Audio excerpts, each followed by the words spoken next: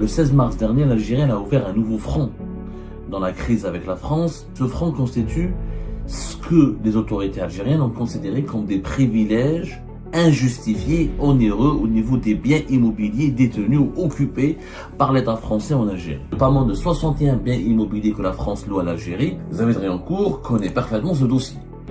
Il a publié une tribune dans les colonnes du Figaro dans laquelle il donne une explication ou le point de vue des autorités françaises, et finalement les autorités algériennes n'ont pas aussi raison que cela sur les privilèges et les faveurs immobilières des autorités françaises en Algérie. Il dit que les biens immobiliers en France et en Algérie sont très variés. Il n'y a pas que 61 biens.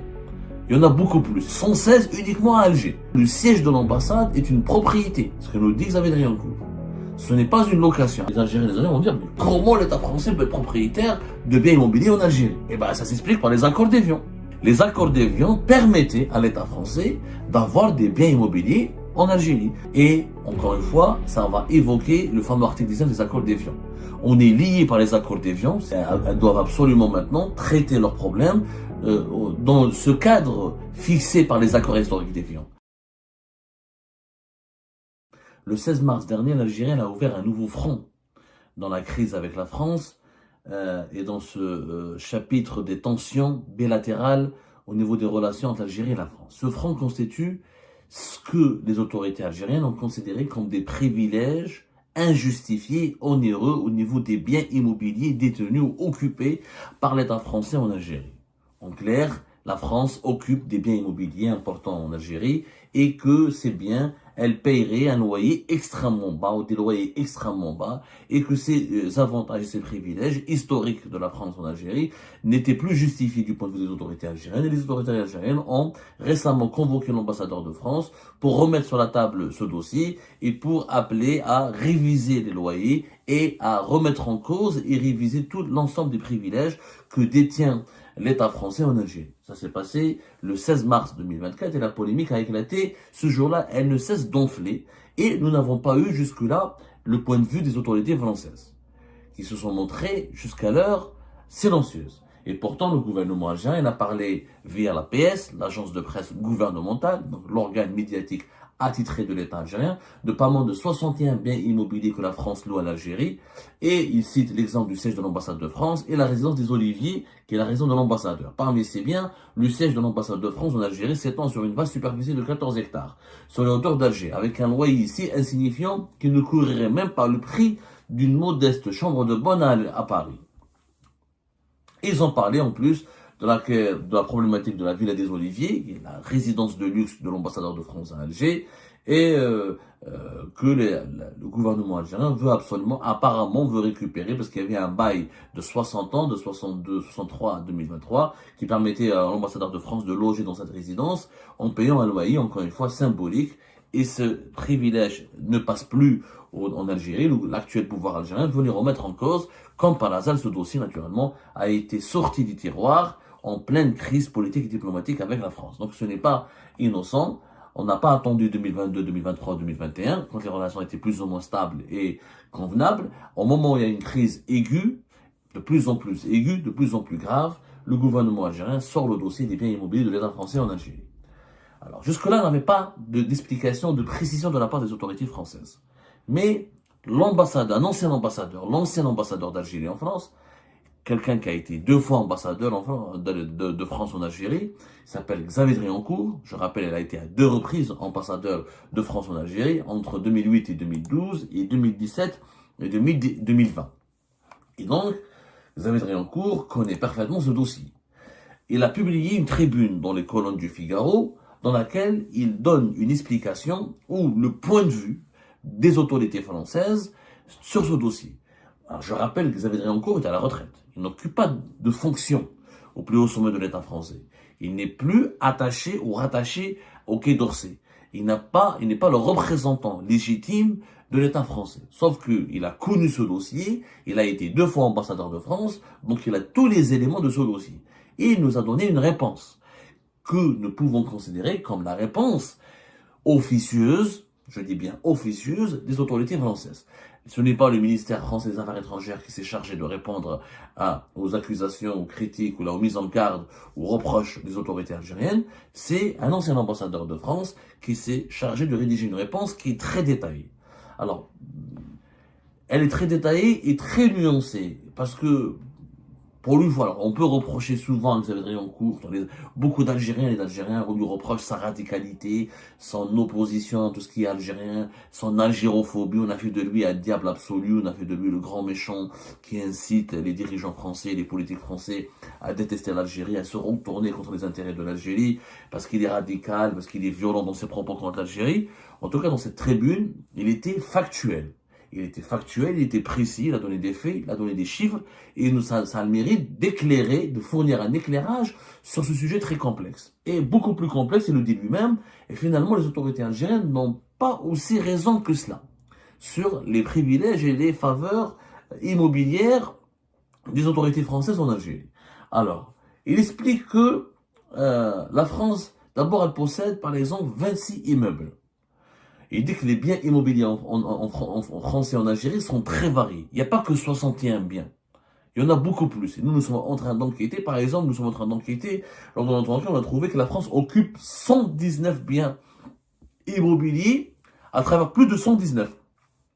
116 uniquement à Alger. On reviendra sur notre enquête qui est en cours une fois qu'on aura bouclé toutes nos investigations. Mais déjà, Xavier Drioncourt nous explique, l'ancien ambassadeur de France à Alger nous explique que les biens immobiliers français en Algérie sont très variés. D'abord, il y a par exemple 26 immeubles que la France possède. C'est des possessions. Elle ne loue pas. 26 immeubles qui totalisent 344 000 mètres carrés. Par exemple, il y a ces 26 immeubles sont répartis dans les 6 grandes villes du pays. Oran, où il y a le consulat général d'Oran, l'Institut français d'Oran, à Annaba, le consulat général de Annaba, l'Institut français de Annaba, à Tlemcen, Constantine, Tizi Ouzou, l'Institut français à Alger, et 19 bâtiments comme le siège de l'ambassade. Le siège de l'ambassade, donc, est la propriété de l'État français. Le lycée français, Alexandre Dumas, la France possède des villas et des immeubles d'habitation. À Ain Allah, dans pas mal de quartiers à Alger, effectivement, l'État français est propriétaire. Mais là, le siège de l'ambassade est une propriété, ce que nous dit Xavier Drioncourt. Ce n'est pas une location. Apparemment, les terrains environnants sont une location, mais le siège est une propriété.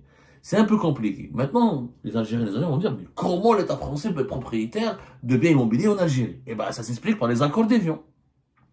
Les accords d'Évian permettaient à l'État français d'avoir des biens immobiliers en Algérie. 132 ans de présence coloniale en Algérie, il y a eu un patrimoine qui a été constitué, habité ou par les anciens colons qui sont les descendants des Pieds Noirs, ou par des autorités françaises qui étaient des autorités qui assuraient la gestion du pays avant l'indépendance du pays, avant l'indépendance de l'Algérie. Les accords d'Évian, il y a l'article 19 des accords d'Évian, il explique que le domaine immobilier de l'État en Algérie sera transféré à l'État algérien, sous déduction, avec l'accord des autorités algériennes, des immeubles jugés nécessaires au fonctionnement normal des services français temporaires ou permanents. L'article 19, c'est ça qui a créé un problème. Il n'a pas créé un problème. À l'époque, il a été fait dans l'apaisement, parce que l'Algérie devenait indépendante, c'était déjà pour nous un rêve. On s'était beaucoup battu, beaucoup de sacrifices, beaucoup de pour l'indépendance. Donc, il y a certains articles des accords d'Évian qui n'ont pas été négociés avec précision, pour empêcher des cas de complexité ou des cas de malentendus pour l'avenir. L'article 19, il dit que le domaine immobilier de l'État français en Algérie a été transféré à l'État algérien. Tout le domaine immobilier, tout ce que possédaient les autorités françaises à l'époque de la colonisation, en tant que pouvoir public, sera transféré au nouvel État indépendant qui sera l'État algérien. Sauf que les autorités françaises ont le droit de garder des immeubles et des biens qu'ils jugeront nécessaires au fonctionnement de leurs services temporaires ou permanents. Donc la France avait le droit de garder des biens en vertu des accords d'Évian. Une liste de ces biens a été donc établie. Il fallait établir une liste. Là, c'était une négociation. Les accords d'Évian permettent à l'État français d'avoir des biens. Maintenant, il fallait négocier la liste de ces biens. Parmi la liste de ces biens, nous apprenons que il y avait le parc Pelzer, l'ambassade de France à Alger, plusieurs villas, des villas connues comme Manijma, Molgalev, par exemple, il y a une villa qui abrite en ce moment la chambre de commerce algéro-française. C'est une propriété de l'État français. Elle a été conservée par l'État français. Et d'autres biens immobiliers qui ont été inclus dans cette liste. Alors, cette liste, il y a des biens que la France, où l'État français est propriétaire, et d'autres biens où la France est uniquement locataire. Donc, comme on n'a pas le listing complet, faut pas, nous sommes en train de mener une enquête sérieuse, il y a un listing complet qu'on doit faire, combien de biens la France possède, combien de biens la France est uniquement locataire. En tout cas, Xavier Driancourt nous apprend aussi qu'après 62, la France a acheté des biens. Elle a acheté des biens. Et elle a d'autres biens, d'autres biens sont en location. Par exemple, le lycée français, les instituts français de Tlemcen et d'Oran, et les consulats d'Oran et d'Annaba sont en location. Donc on ne comprend pas. Il y a des parties des parties de ces consulats qui sont la propriété de la France, et d'autres parties, d'autres annexes, ils sont des locations. Donc c'est très compliqué. Et ensuite, il nous dit qu'il y a des biens qui ont un statut particulier, comme la résidence des Oliviers, où le général de Gaulle habitait entre novembre 1942 et juin 1944. L'immeuble dit de l'Amirauté, qui était l'ancien consulat de France en Algérie, à Alger jusqu'en 1994, qui avait été acquis par une association d'anciens combattants et transféré ensuite au ministère des Armées, donc c'est propriété de l'État français, et les instituts culturels de Tizi Ouzou, Constantine et Annaba. Donc on comprend pas, c'était ils ont un statut particulier, ils ont été achetés par des entités privées, ensuite transférés dans le patrimoine de l'État français. Maintenant, il faudrait une situation juridique très compliquée. La situation juridique de ces biens est donc complexe et ne peut faire l'objet, comme semble indiquer la presse algérienne, d'un traitement d'ensemble.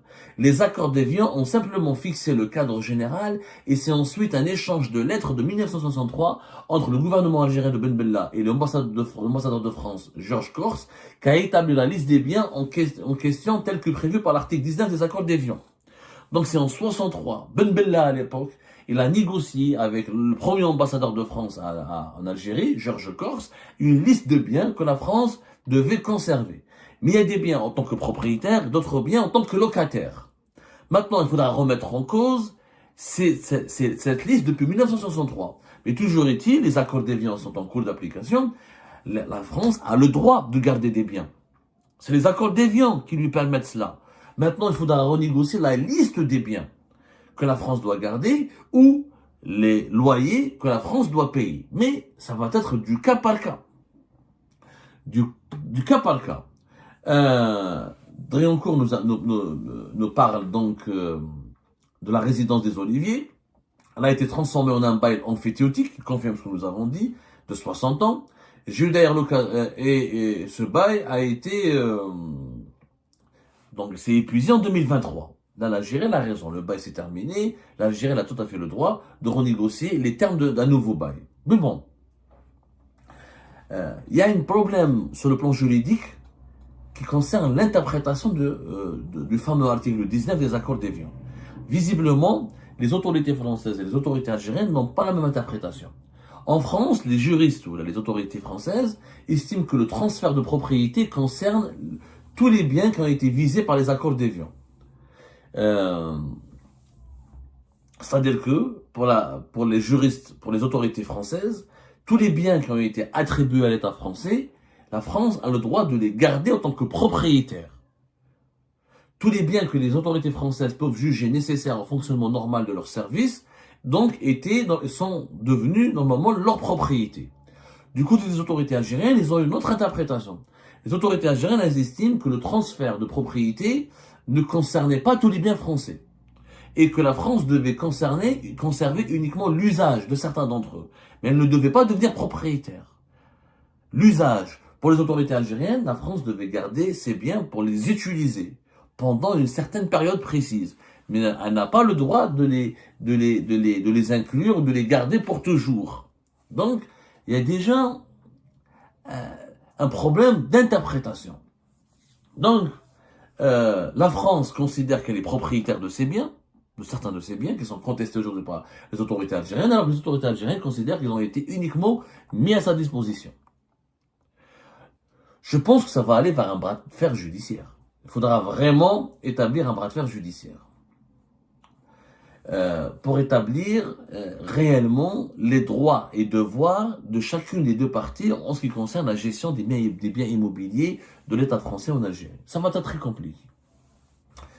Là, Xavier Driancourt, ce qu'il nous dit, c'est que pourquoi avoir entendu maintenant? Et ça, c'est une erreur de la part des autorités algériennes. Pourquoi avoir entendu maintenant pour ouvrir ce dossier? Pourquoi 2025?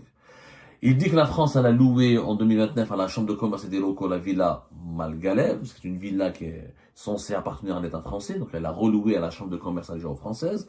Elle a entrepris des travaux importants sur le parc Pelzer, les fameux 14 hectares qui abritent les enceintes et les infrastructures diplomatiques et consulaires de l'ambassade de France à Alger.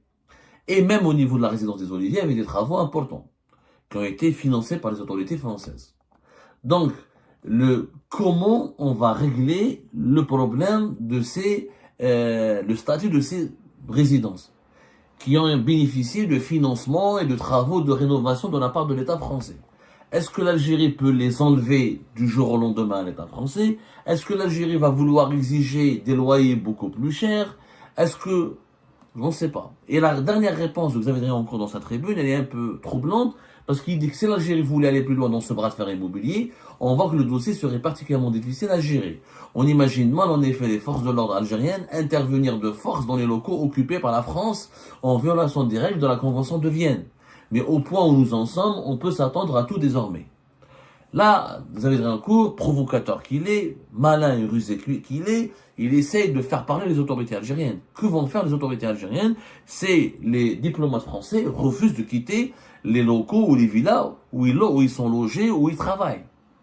Clairement, c'est l'ambassadeur de France, il dit, moi, la résidence des Oliviers, c'est un patrimoine historique français, le général de Gaulle a été ici, il y a une partie de l'histoire de France qui s'est déroulée dans cette villa, je propose, renouvelez-moi le bail, ou là, laissez-moi, la France va l'acheter. Si l'Algérie refuse, est-ce qu'on va expulser l'ambassadeur de France? Manu Milita, alors que la convention diplomatique de Vienne de 1963, elle interdit de violer le périmètre de sécurité ou de violer l'enceinte diplomatique, ou là de malmener ou de faire du mal ou de violenter les agents consulaires ou les agents des services diplomatiques d'un État avec lequel nous avons des relations bilatérales. Donc, que va faire l'Algérie là, c'est une provocation de la part de Driancourt. Il veut faire Driancourt, je sais ce qu'il veut. Il veut faire parler les autorités algériennes. Il veut provoquer une réaction chez les autorités algériennes pour savoir quel est le niveau de leur détermination. Et qu'est-ce qu'ils veulent faire? Qu'est-ce qu'elles veulent faire, les autorités algériennes, dans ce dossier? Est-ce qu'il s'agit uniquement de réévaluer les loyers ou d'enlever les biens? Parce que nous avons révélé des informations. Al-Majid Tebboune, il estime que il faut plus avoir 14 hectares. L'ambassade de France n'a pas besoin de 14 hectares.